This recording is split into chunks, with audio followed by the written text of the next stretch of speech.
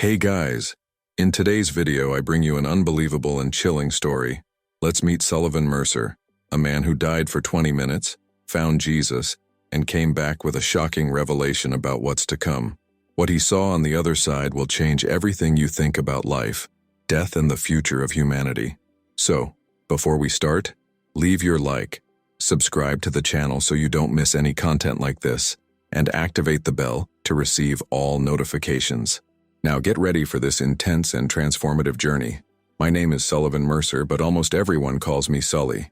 I'm 42 years old, and before all this happened, I led a simple and predictable life. I was a man of faith, a traditional Christian, and I believed that things were the way they were supposed to be.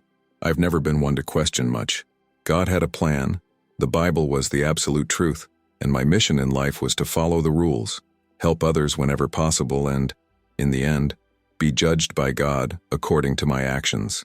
I lived in Spokane, Washington, a medium-sized city known for its lush forests and temperate climate.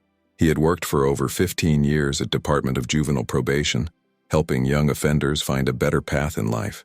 I always thought it had a clear purpose, to maintain discipline, teach responsibility, and show these kids that God was the only way to salvation. At home, my wife, Margaret, or Maggie as I called her, has always been my foundation. A high school teacher, she was the kind of person who believed in human endeavor above all else. As long as I trusted in the divine plan, Maggie trusted in the strength of her own hands. She always challenged me with questions that I avoided answering. "Sully, have you ever wondered if God wants us to discover the answers on our own?" she said, while correcting the students' tests. "We don't need to know everything, Maggie. We just need to have faith," I responded, with the certainty of someone who believes they have all the answers. I believed in a God of clear rules and rigid definitions. In juvenile court, and when I saw a kid who was a repeat offender, I thought, he is lost because he chose to be lost. For me, right was right, wrong was wrong, and everyone had to answer for their actions. I never doubted what would happen after death. Heaven was for the righteous, hell was for sinners. It was that simple, or at least, I thought it was. But then, I died, and I discovered that everything I believed was wrong. The beginning of the end came discreetly. The pain started as a bearable discomfort on the left side of my abdomen. At first, I thought it was a kidney stone. I had faced this condition before, and although it was extremely painful, I knew it would pass. But that night, something was different. The pain wasn't just intense, it was sharp, deep, as if something inside me was about to explode. It was a Saturday, and Maggie was in the kitchen, preparing dinner. The smell of roasted chicken with herbs filled the house. I was sitting on the couch, holding the left side of my body, feeling sweat break out on my forehead. "Sully, what happened?" Maggie asked, frowning when she saw me squirming slightly. "Just a little pain," I murmured, trying to ignore the growing throbbing. She dropped the spoon in the sink and crossed her arms. "This doesn't just sound like a little pain. It will pass." Maggie studied me for a moment, then picked up the phone. "I'll call the hospital." "You don't need that, Maggie. Seriously, it will pass." She gave me a sharp look. "Do you want me to believe that? Or are you trying to convince yourself?"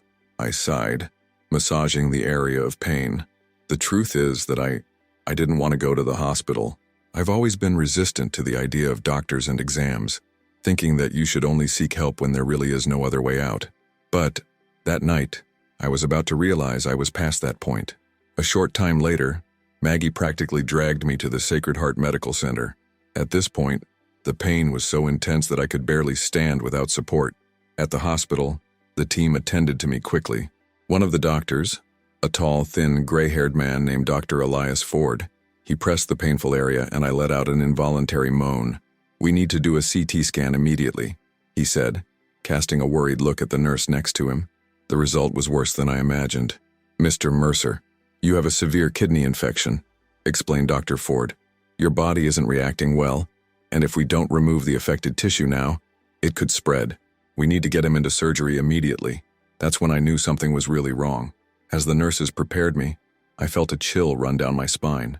It was as if a part of me knew I was going to a place where maybe wouldn't come back. Lying on the stretcher, I saw Maggie next to me, holding my hand. She tried to hide the fear in her eyes, but I saw it. "You're going to be okay," she whispered. I wanted to believe. I really wanted to. But for the first time in many years, I wasn't sure of anything.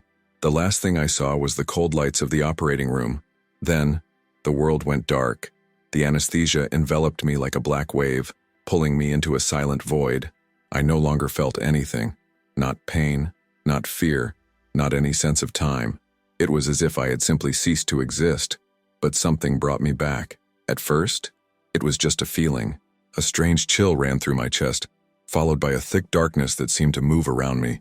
Then came a suffocating pressure, as if the very air had been ripped from my lungs. Suddenly, I heard voices. "He's going into shock. We need more epinephrine now," said someone, a firm and professional voice. "Heart rate falling, chaotic rhythm," another voice replied, more tense.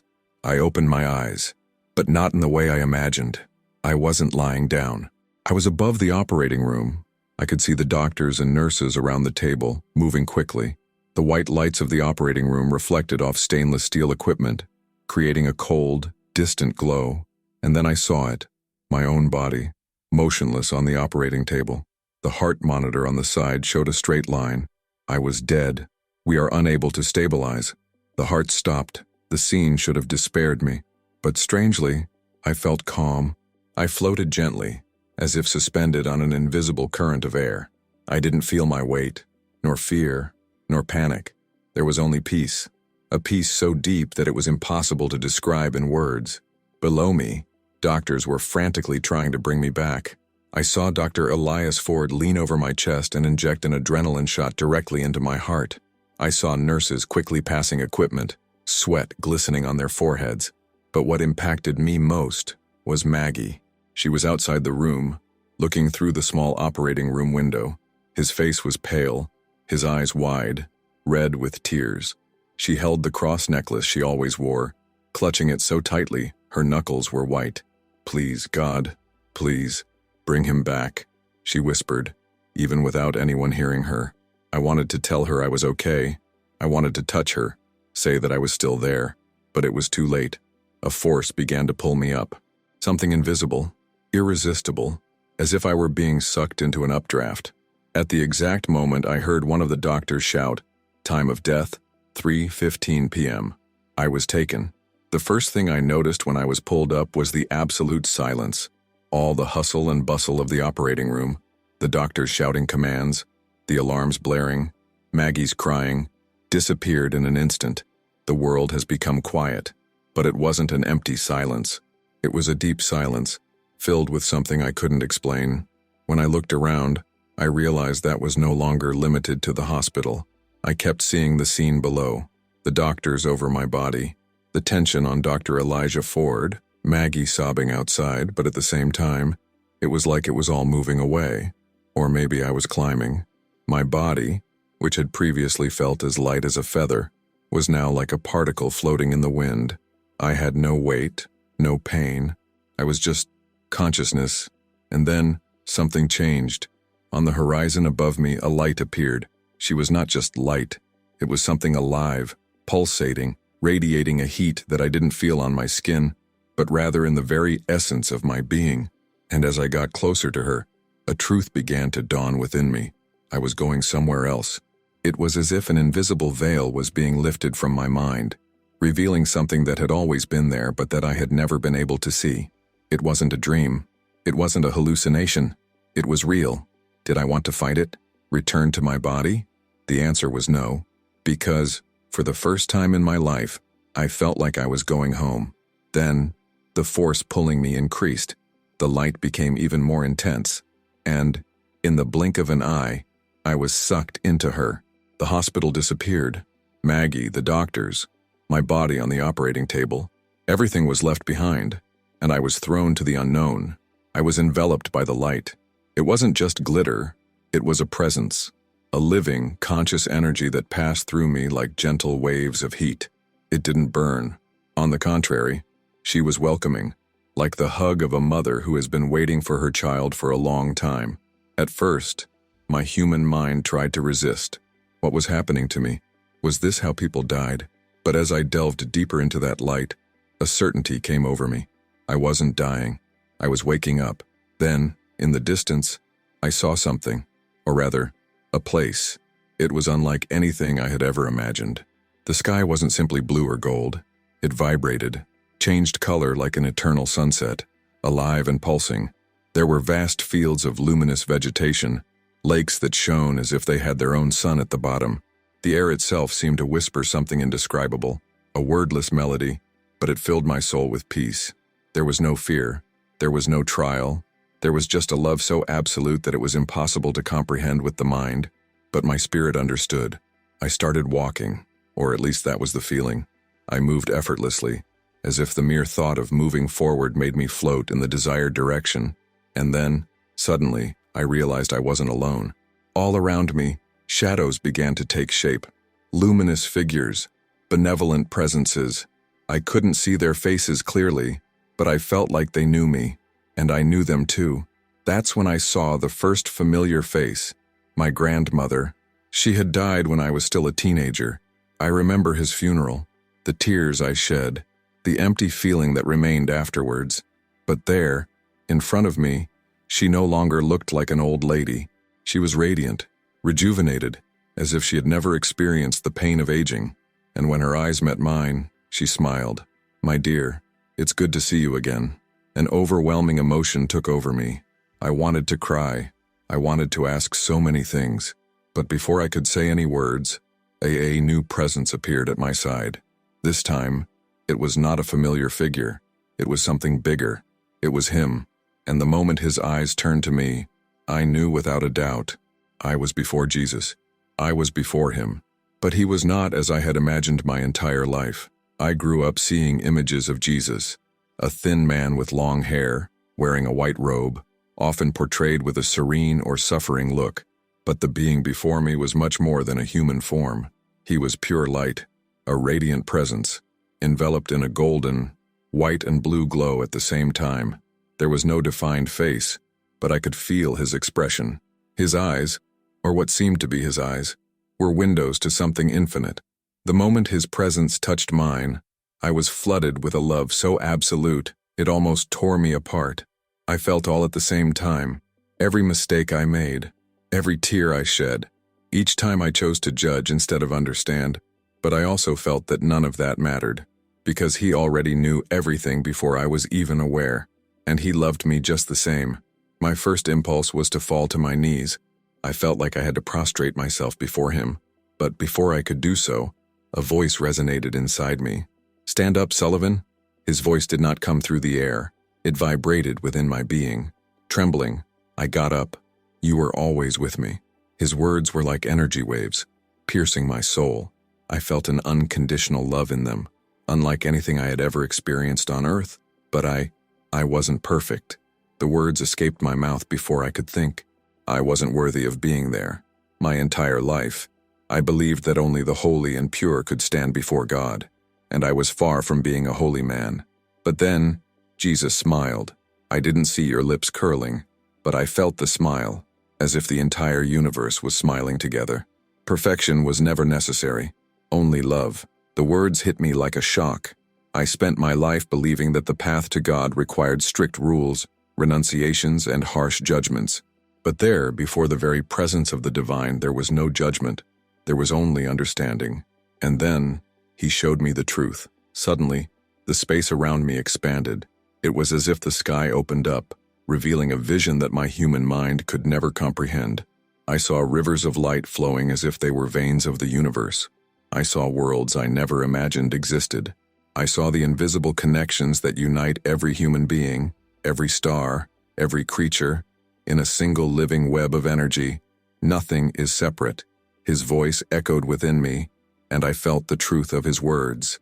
All my life, I believed that people were separate, good or bad, saved or damned, right or wrong. But there, before him, I knew this was an illusion. Everything was connected. We are all part of something much bigger. Love is the only truth. The rest are just illusions created by fear. I wanted to ask so many things. I wanted to understand why we live without remembering this. But before I could open my mouth, he placed his hand, or what felt like his hand, on my chest. And the moment he did, I felt everything. I felt every moment of my life. I saw all the people I hurt without realizing it. I saw the times I was impatient, indifferent, selfish, but I also saw the times I chose to love, the little moments of kindness, the tight hugs, the words that offered comfort when someone needed it most. And I understood something that changed everything. Nothing we do goes unnoticed. Every gesture of love we offer to the world, it spreads like a wave, touching lives in ways we could never imagine. And in the end, that's what really matters. I wanted to stay there forever. I wanted to learn more, see more. But something inside me told me that my journey wasn't over yet. And then, before I could say anything, he showed me Earth, and my heart broke. I saw Maggie, kneeling beside my body, holding my cold hand. I saw the doctors looking at the heart monitor, some of them already accepting that it was too late. And I saw something else, the young people I have helped over the years. I saw a boy who, after leaving the probation system, got a job and changed his life. I saw another who, years later, would teach his children to be better people. And then, I heard his voice once again. "Your journey is not over yet, Sullivan." My chest tightened. I didn't want to go back, but I knew I needed it. And before I could resist, I felt a gigantic force pulling me back. The sky disappeared, the light went out, and suddenly, I was falling. The fall was quick. The light around me began to dissipate, as if I was being pulled by an invisible current back to where I came from. My chest burned, not from pain, but from something deeper, an inexplicable nostalgia. I knew I was coming back, but my soul resisted. I wanted to stay there. The love, the peace, the fullness I felt in his presence. Nothing on earth would ever compare to that. But Jesus wasn't done with me yet. Before I was pulled in completely, a new wave of energy enveloped me. It wasn't a barrier. It wasn't an impediment. It was a final teaching. And then, he showed me. A new vision opened before me, as if I were watching the history of the world through the eyes of God. Wee rivers of light flowing between every living being.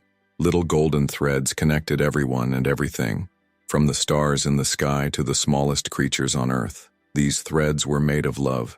It was as if the entire universe was a single living, pulsating organism, interconnected by divine energy.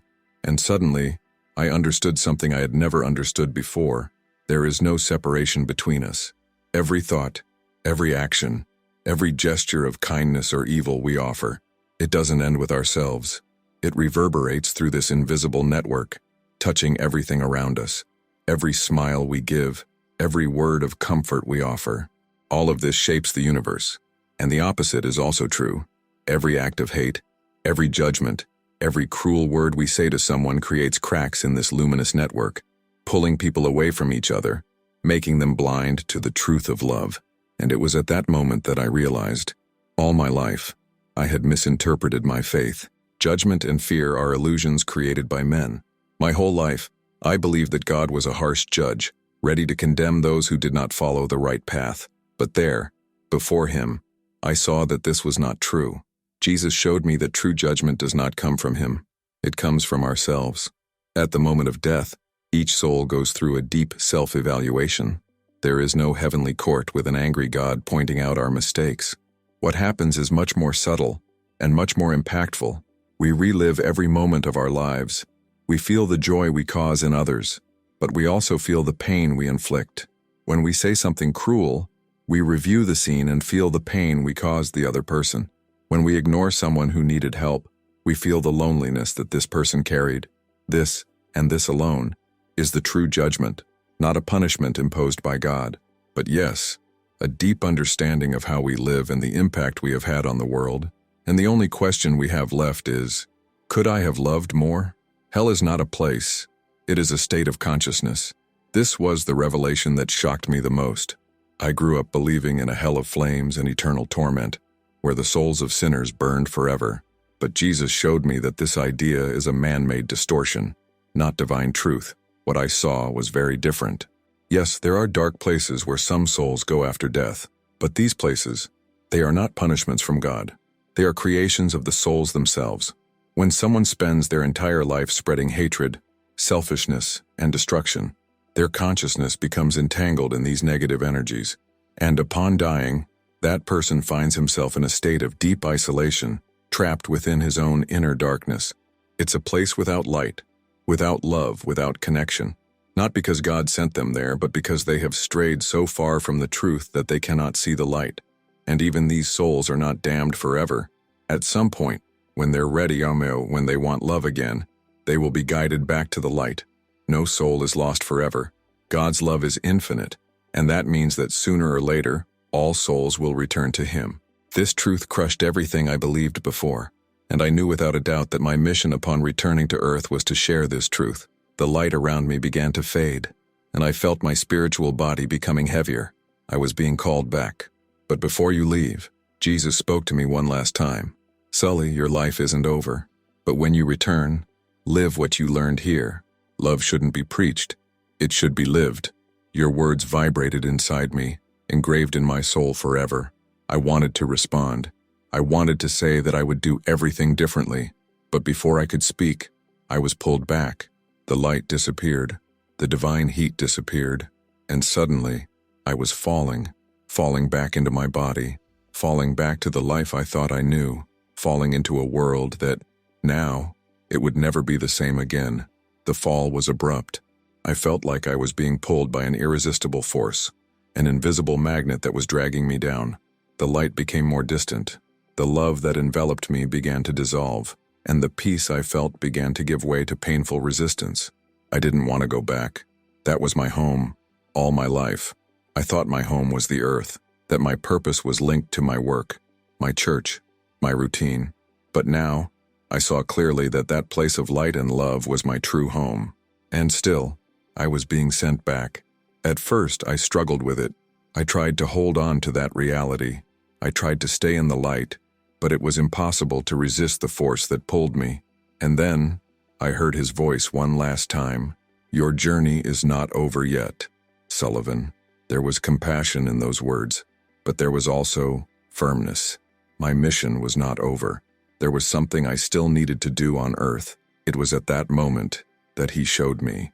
Suddenly, the space around me opened like a window, and then I saw, see you, Maggie.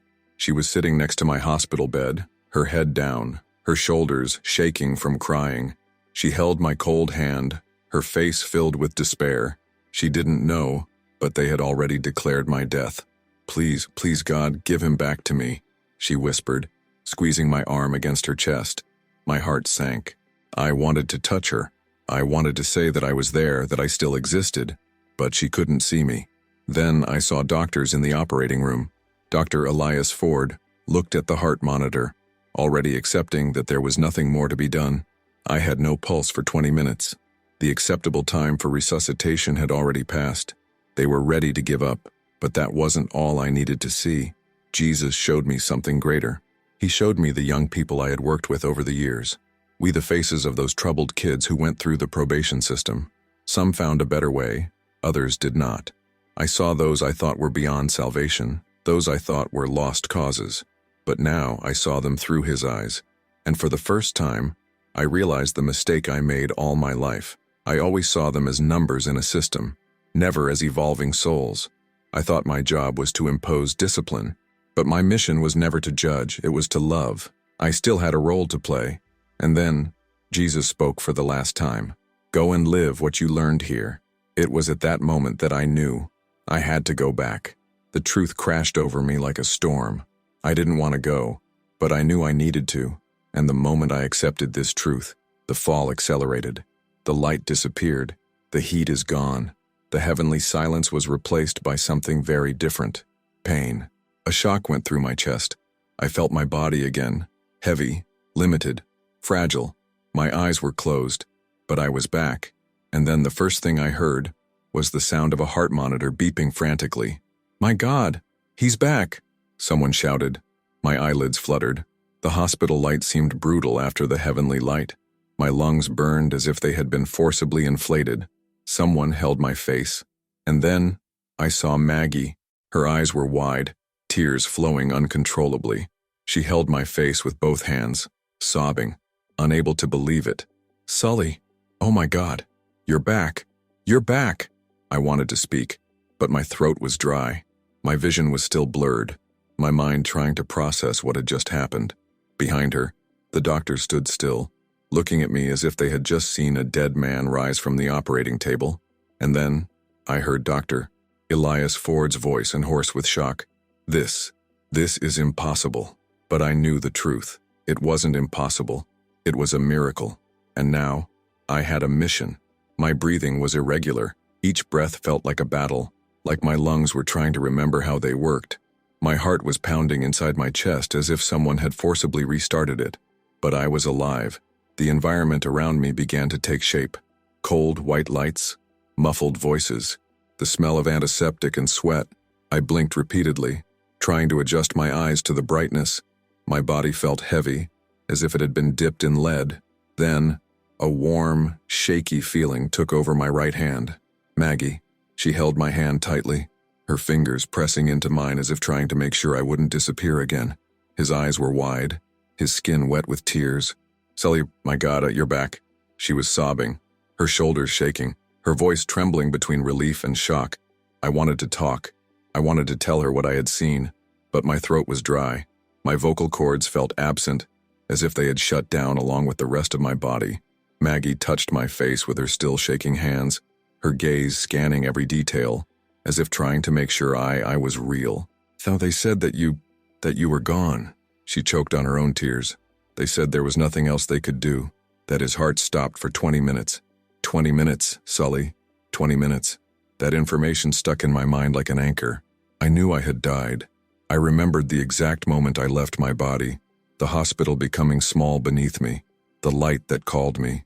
But I went back, and now I was here, bound by the limitation of the flesh again. Behind Maggie, the doctors were pale and paralyzed. Dr. Elias Ford, the surgeon who led my resuscitation, looked at me as if he were facing a ghost. The sweat on his forehead glistened under the surgical lights, and his expression was a mix of shock and bewilderment. His voice trailed off. That shouldn't be possible. One of the nurses put her hands over her mouth, her eyes wide. Another doctor had his back turned, rubbing his face with both hands, as if trying to understand what had just happened. I looked at them, and even without speaking, I knew exactly what they were thinking. I should be dead. No oxygen to the brain for 20 minutes. Medicine said there was no return. That, if by some miracle my heart started beating again, I would have irreversible brain damage. But I was there, alive, aware, and I remembered everything. Doctor. Ford approached hesitantly, taking the stethoscope and placing it against my chest. His hands were still shaking. He listened to the heartbeat and frowned, as if expecting to find some irregularity, but everything was normal. Perfect. Can you hear me? Sullivan? I swallowed hard and tried to speak.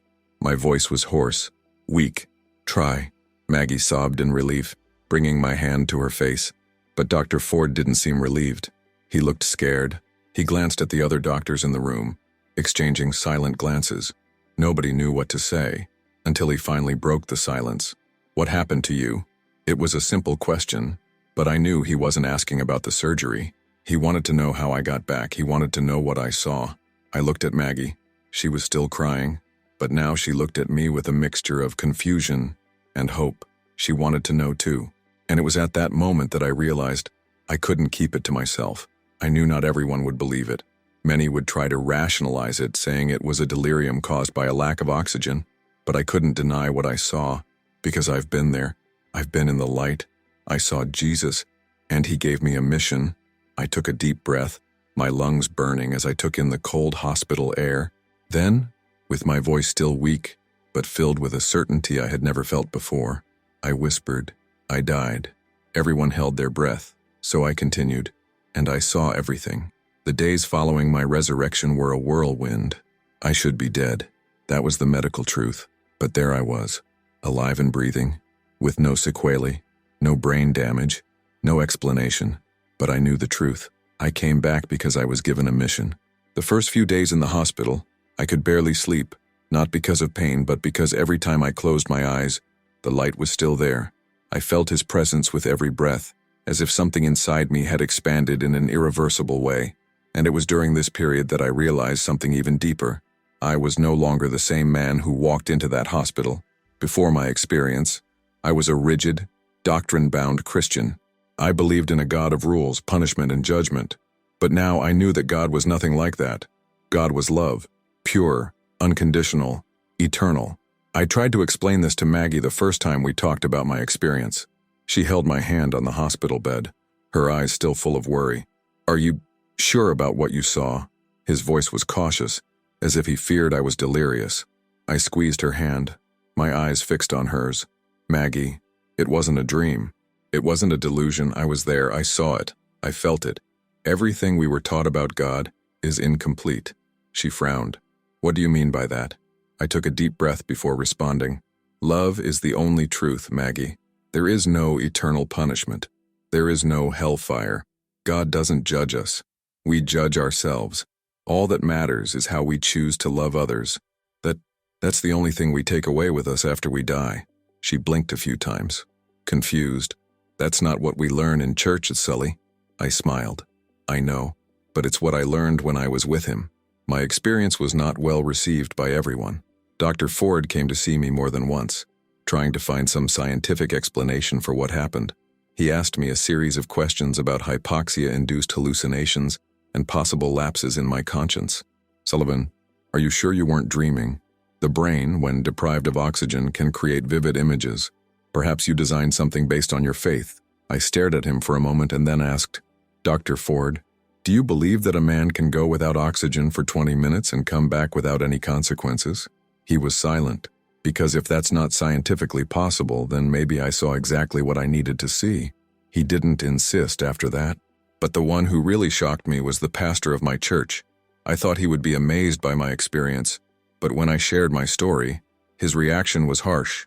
"That's not according to Scripture, Sullivan." "But I saw Jesus. I was with him." He crossed his arms, his face filled with suspicion. "If Jesus really spoke to you, then why would he say something contrary to what we know from the Bible? Hell exists. Judgment is real. The way to God is through Christ." I tried to argue, but he didn't talk about religion. He only talked about love. The pastor sighed, looking at me with a mixture of pity and disapproval. "Be careful, Sullivan. The enemy is cunning. What you saw may not have been Jesus." At that moment, I knew I had lost my church. But, to my surprise, I didn't feel sadness, because I had already found my answer. I no longer needed dogmas. I just needed to live the truth. After being released from the hospital, I started living differently. At work, before, I saw young people as criminals who needed to be corrected. Now I saw them as souls who needed love and guidance. I started listening more, judging less. Before, if a kid committed crime again, I thought, he made his choice. Now, I thought, what happened in his life to make that choice the only option? Small gestures started to make a difference. I sat with them, looked them in the eyes. I really saw them. And little by little, I began to notice something extraordinary. Compassion was more transformative than any punishment. Some kids started to change, not because they feared the consequences, but because they finally felt seen and valued. This was true redemption. That was the message that Jesus gave me. My near-death experience changed everything. I was no longer afraid of death, because I knew death was just a transition. I no longer saw the world through the eyes I used to. Now I saw the invisible connections between us. Every act of kindness, every word of compassion. It was a golden thread that connected people to the light. And in the end, when our time comes, the only question that will really matter will be, have I loved enough? This is the message I want to leave to the world. Don't worry about doctrines. Don't worry about the judgment. Just worry about loving. Because it's the only thing we take with us. If you liked this beautiful spiritual testimony, leave a like, comment on your impressions, subscribe to the channel, and don't forget to activate the notification bell to watch each new video and help us spread this message to a greater number of people. Until next time.